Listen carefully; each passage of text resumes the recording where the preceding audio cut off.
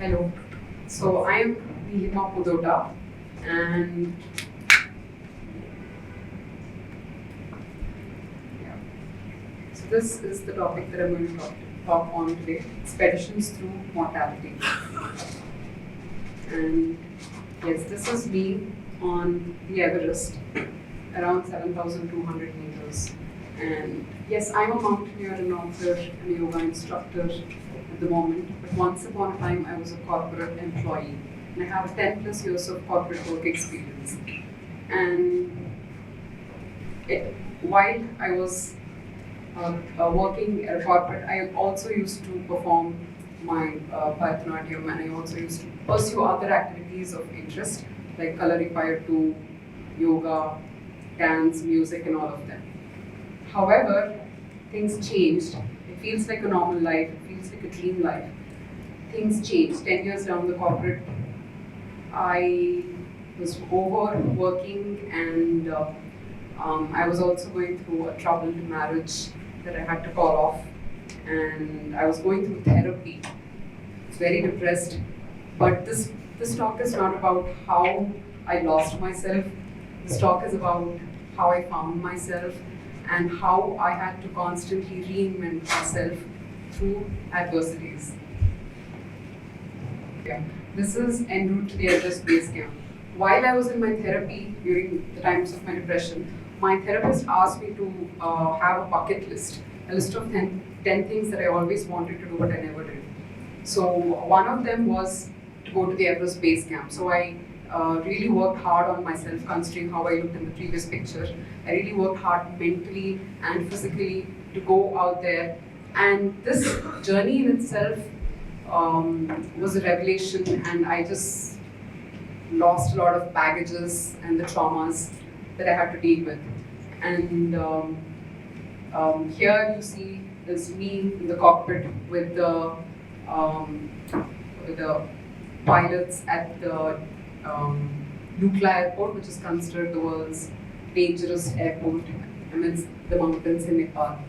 Everything seemed fine. That was my first solo trip. I haven't spoken about this with anyone, probably just my mom, that's all. So no one knew about it.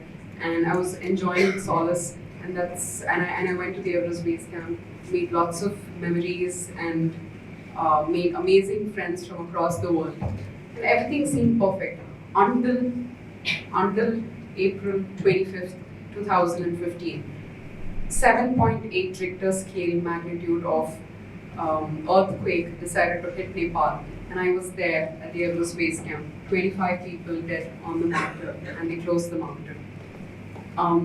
All communication stopped. I couldn't make any contact with anyone, and it was truly there where I was alone, where I was sitting with myself amidst all the chaos. And the first moments of honest reflections in my life happened there at the Everest base camp. And it is there where I also made a decision that if I survived this ordeal, this earthquake, I will come back to the mountains, and this time I will make a summit attempt on the Everest. And which is what I did. I thankfully survived, like you can see. And yeah, I worked very hard, and yeah, I took a lot of mountaineering courses, and I trained very hard for the Everest. I became the street uncle who would do that. We don't find them anymore these days. So yeah, very tough training. I went to the mountaineering course institutes, did my advanced and basic mountaineering along with other defense personnel like Army, Navy, paramilitary, and all of them. So it is very fierce when you compete along with them. And then the only thing that was on my mind when I was training for the Everest was what doesn't kill you makes you stronger. That was the only thing I went ahead. Now remember this, what doesn't kill you makes you stronger. And so the next year I'm there, but this time I decided to go to the Everest from the north side, which is also considered to be a more difficult climb than the popular Nepal side. So I went, that's Chomolungma, it's another word for the Everest from the north, the Tibetan world. And so here is my Sherpa, a very accomplished climber. He summited the Mount Everest approximately 7 to 8 times. This is back in 2016. He's climbed it again many times. And I carefully chosen my Sherpas best, one of the best Sherpas. So there I am. This is the same place, 7,200 meters, clicking the picture with my Sherpa because he was acting weird. And I was, let's just take a picture, make this moment light. That's something that happened in this moment. These pictures stayed. A lot of pictures vanished because they were taken by my Sherpa and something weird did happen to my Sherpa. So how many of you know what's the height of Mount Everest? 8848. 8848. Yes, when I climbed, it was 8848. It increases every year. So perhaps it's 8850, 8852 now, whatever. So remember the goal that I went with. What doesn't kill you makes you stronger. But also, so many stereotypes that I had to break through to reach to that point. The abusive relationships rather, and every person who ever questioned my sanity to go to the Everest just because I was a woman, and the questions that they were raised that no one would ask a man. So many stereotypes I broke, interacting with the sponsors and answering each of their questions, no matter how primitive or how stigmatic they are. All of that, it takes a toll on your mind. It does take a toll. All of that. And listen to this. At 8650 meters, just 198 meters short of the Everest, I decided to turn back. I was less than 200 meters short of the summit because my Sherpa was hallucinating and he was abusing me on top of the Everest. He was hitting me and a lot of stuff was happening. I definitely knew something was wrong with him here at this point, 7,200, but I pushed it because what doesn't kill you makes you stronger. I did not care about my life, but I did not have the rights to do that to a Sherpa. I definitely knew there was something wrong. I already pushed him up to that point. And that point at 8650 meters, 200 meters short of the summit, but it still takes a solid 4 to 5 hours, I decided to call off the expedition and come down. That is what I did. And I was struggling to come to terms with it. And for about a few months, I couldn't be in touch with him. I knew he was admitted to the hospital and he was now abusing the doctors, the nurses, everyone. So everyone had to believe what I said. I'm not making up stories. So yeah, it was a difficult moment for me to deal with one of the most deepest dilemmas I have ever faced in my life, and also every other decision that I've ever taken in my life after it, relatively, it's just a walk in the park.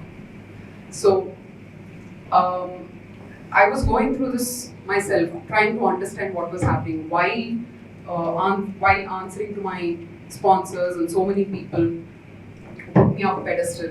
And I decided to write a book about it. And I did write a book about it. It's called From Everest with Love, and it's available on Amazon in case you're interested. So yeah, I finished my book, but I couldn't end the book. There was no closure to the book. So what happened is around Feb, I think I finished writing the book. And I could not track my Sherpa. That was the problem. That was the reason. Throughout the year, I couldn't track my Sherpa. And I was trying to call all of the people I knew on the mountaineering community. No one was helping me track this guy. In March, I got a contact. And by this time, I've gotten so many contacts. I've made so many calls. And it was never the Sherpa. March, I made one more call thinking this is going to be one futile attempt in calling. So I called him. And it was him. I spoke to him in March 2017. I spoke to him. And I wanted to meet him. I wanted to know how he's doing. Only then I could forgive myself. So I went back. This is his home in Darjeeling. And I met his wife, children, his family. And the whole village was kind of happy. They all knew me. And they were all very grateful that I returned 200 meters short of the summit, because this guy is apparently suffered from sinus venous thrombosis, where 3 of his brain veins were blocked on the Everest. Where you are at the place that I was in, above 8,000 meters, you have hardly 33% oxygen. So already less oxygen, and then you are suffering from 3 brain clots, which resulted in partial vision loss and left body paralysis. It took him around 6 to 7 months to recover and to lead a normal life. When I met him in March of 2017, he was preparing for another expedition. He was preparing for another expedition against a doctor's advice, against everyone, because this is the only thing that he knows. This is his only skill in life, and this is the only opportunity for him to provide for his family. It's all he can do. I'll go ahead. This is my book. I launched it in 2018 after I met my Sherpa. That was my closure. And I did go ahead and climb other mountains. This is me on Mount Kilimanjaro, leading a group of 15 people from Andhra Pradesh. And then I realized really not, after climbing Everest, I did not feel any accomplishment in climbing Kilimanjaro, and I decided the 7 summits is not for me. And I went ahead and climbed Mount Satopant in Uttarakhand, and this is the first glacier that you pass through when you want to go to Satopant. It is considered one of the technical mountains, and honestly, there are close to 300 7,000 meter peaks just in Himalayas, and all the Western climbers flock Himalayas to climb because these are technically more difficult, and there is a level of fulfillment that you achieve in them. So that is how I wanted my mountaineering career to go. That's why I went to Satopant and slowly started building technical abilities. It takes around 4 to 5 glaciers for you to reach the base of Satopant. That is the base of Satopant, standing on another glacier. And yeah, and 2019, that was the last mountain I climbed, after which the pandemic hit us. And I don't know how it has impacted you people, and many levels. I was having this talk with the kids here, and they definitely told me that their social skills have been impacted, and amongst a lot of other things. What happened with me was the outdoor person that I am, and the way I use my body in terms of movement to heal myself, that was robbed away from me. And I felt very helpless, already sitting at home, frustrated. I was advising, I was doing home videos on fitness. I started taking my classes online, all good, but I was still trying to come to terms with just sitting at home.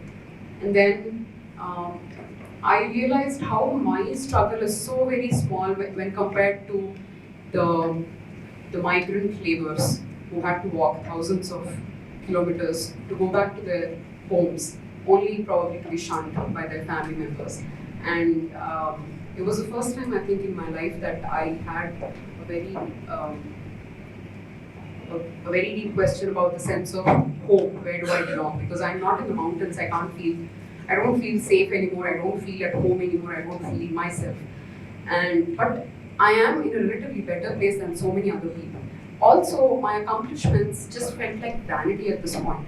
A few years back, I ran 350 kilometers barefoot from Vijayawada to Vizag to raise awareness about breast cancer. But I did it with training. I did it with lots of support. What did these people, all of these migrant laborers, what did they do? What daily wage laborers? What made them walk thousands of miles on foot and without any kind of support?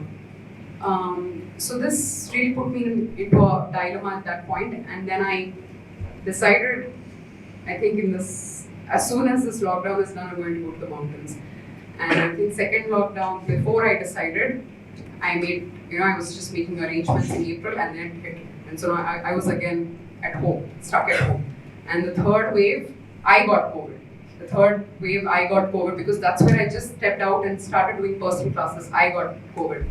And then I signed up for a mountain in Kargil region, and the third wave, they closed that mountain. At this point, I'm very frustrated. I sign up for a mountain in the highest peak in Europe, which is Mount Elbrus in Russia. But in the start of February, that mountain is closed because apparently there is a war going on between Russia and Ukraine. So at this point, I was like really frustrated. I needed to go out somewhere. But my body itself was not supporting. A week before, I was able to run like 10 kilometers under an hour. Now I'm not able to. I'm not able to come to terms with it. And I thought honestly that I'm going to die. And then I just went away to Himalayas, to a remote village, farther away from Manali that doesn't have a road access. That's me in Manali. It's me in Manali. And I started taking my classes online, and slowly I started understanding the feeling of home and all. And when the floods hit Manali this year, I moved to some remote South Indian village in Tamil Nadu. And yeah, so I wanted to tell you about how death in all of these changes or important moments in my life played a pivotal role here in the earthquake, and then what doesn't kill me makes me stronger. So what becomes of you if you are the cause of someone else's death? And then writing a book in all of it. And then the pandemic, I think, changed a lot. So there is a saying in there's a movie called 7 Years in Tibet, if you guys get a chance. There's a saying there that says, what we admire in our civilization, or rather, you admire people who climb up the ladder no matter what in your civilization, but we admire the people who let go of their egos. I think that is the contrast that I'm trying to bring with my speech here. And no one has to climb the Everest or any mountain to prove to someone. No one has to climb the Everest or any mountain as the only source of income to provide for their families. And no one has to walk thousands of kilometers to find the feeling of home. So I hope you all can take that break and reinvent ours. How I ended. Thank you so much.